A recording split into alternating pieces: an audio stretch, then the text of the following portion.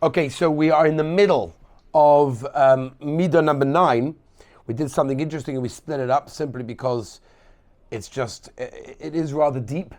And as I said yesterday, there are many, many Kabbalistic terms that are being mentioned over here that we're not so familiar with, especially when we get to Navi, like who knows Navi. But Al Koponim, we are definitely halfway through, and we're trying to figure out the following. And that is, we said in the beginning of this Middah, which is Middah number 9, we're in part B, the Rebbe Shem casts all their sins in the depths of the sea. And we basically explained how the Rebbe Shem punishes those that punish us, the Hainu Paroi, Sancheriv, Homon, v'chole. And the reason for that is because we're going to say actually today mainly the answer, but what we also explained is that we want the Avera to come off us. So in order for that to happen, this Malach Samael, which is appointed overtaking all of our Averas, will do so only once we pay the price, which is through Tshuva and Yisurim. Once we've done the Tshuva and Yisurim, now all of a sudden things have changed, and how he can go and take our Avera, just like the Sarah Zazel that gets thrown off on Yom Kippurim, is a similar idea. So we're holding over here, halfway through. V'harei b'zeh mamish. The last thing we said last day, in this continuation of that, and that is that the Rebbeinu Shalom also wants anything that in the world that is connected to ra, to badness, to be mevatel, to be nullified. Okay, v'harei b'zeh mamish. The Rebbeinu Shalom is mevatel these tremendous koichos hara after punishing Klal Yisrael. Soid hatzelem shel Nebuchadnezzar. Now this is the secret of the dream of the Tselem of Nebuchadnezzar. Now, anyone that are familiar with Nach, Daniel, Perik base, you look it up in Pasuk Lamed Aleph onwards, you see about Daniel had a dream, he had a vision, and he saw interesting things, as we'll get to. We'll try to quote some of the psukim, we'll try to even translate them, but we're not going to go into too much detail to exactly what each one means, because that will just be a massive arichas, and we haven't going to have the time for that. The head was gold, the hands were silver, and the bottom part of the body was bronze, and the feet were clay. It was a symbol, basically. The symbol was that all of those trying to overpower Klal Yisrael would eventually be destroyed. That's what's going on. Okay? So he says, Nimsu Yisrael biad melech Bavel. Klal Yisrael were given to the king of Bavel. Reisha di dahava. He had a head of gold. And then when eventually Yisrael, Klal Yisrael, did tshuva, nichnahahu reisha. Then all of a sudden that head was humbled and smashed in this dream, in this vision of Daniel, Hahuresha, that head, and all of a sudden it was given to Malchus Modai, to the Persians, who had, in at least Daniel's version, in his vision, he had the breast and arms of silver. That's what happened over there. Right? What happened is that this is how the Persians eventually were destroyed.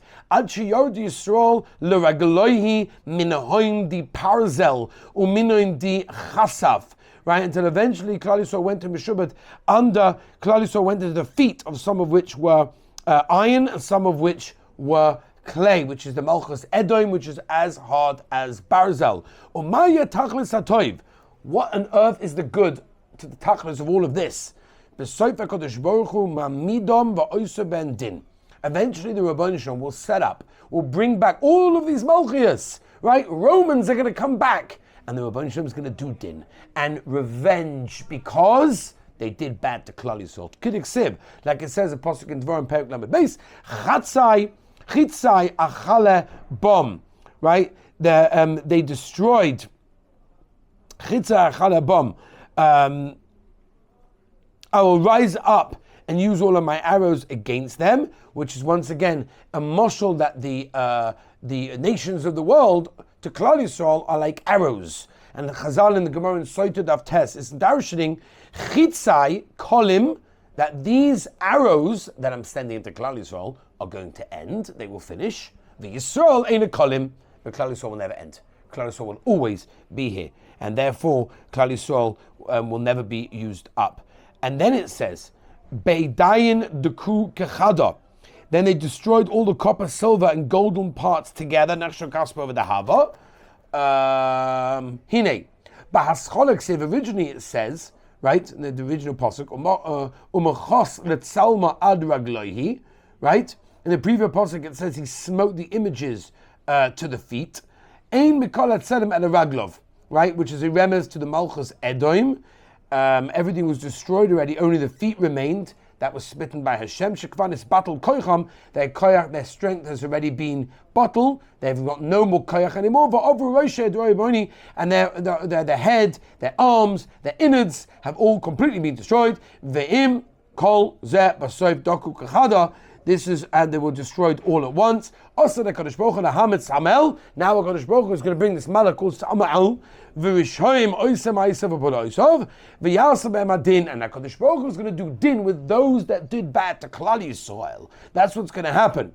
Their koyach is gone, and then the Kadosh Baruch Hu is, so to speak, going to give revenge to them for doing something bad. V'hainu.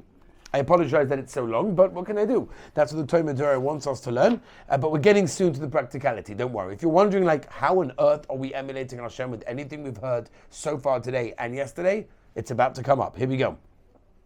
Vahatam. What is the reason? Vahainu.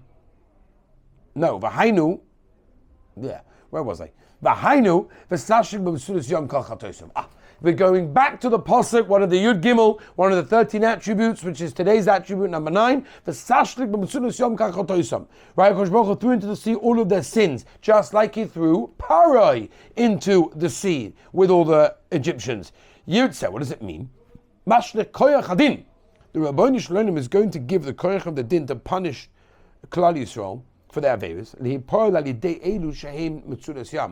Through those people that punish Klal Yisrael. In other words, why is it that the Rabboni Shalom made the Mitzrim run after Klal Yisrael and fall into the sea? It was because the punishment of Klal Yisrael needed to go somewhere. It needed to be chalon somewhere. But Rishonim kayom nirgash ki hashke layuchal v'yugash meimob revet v'tit. In that case, and these Rishonim cannot be quiet, and the waters drove before them, and the mud and the sediment was that there, and basically that's a very interesting thing. It's like a remez to a Russia that is never satisfied. That these are the people that do bad to Klal Yisrael, and eventually, once Klal Yisrael do a tshuva, they will have problematic situations on them. Vahatam. What is the reason why the Rabboni Shalom punishes those that do harm to Klal Yisrael? Once Klal Yisrael were makabel the din, and they had a kapara from all of their averas, and of course they had punishment with that, then HaKadosh Baruch Hu misrunachim. It's interesting.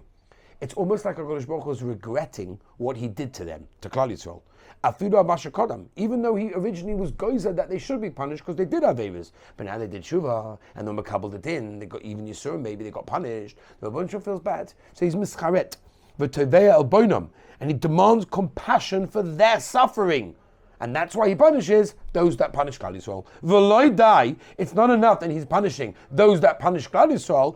Ela anika vasti ma'ot v'hema ozolora. HaKadosh Baruch Hu does even more to punish the Rishonim to what they did to Klal Yisrael. Okay, Ad Kan. Now let's get to the last crunch. This is the last point. This is where the Tomor tells us, okay, what do we practically do in order to emulate Hashem? Here it is. Gam b'midah zu tzorek lisnahik odam. If a person wants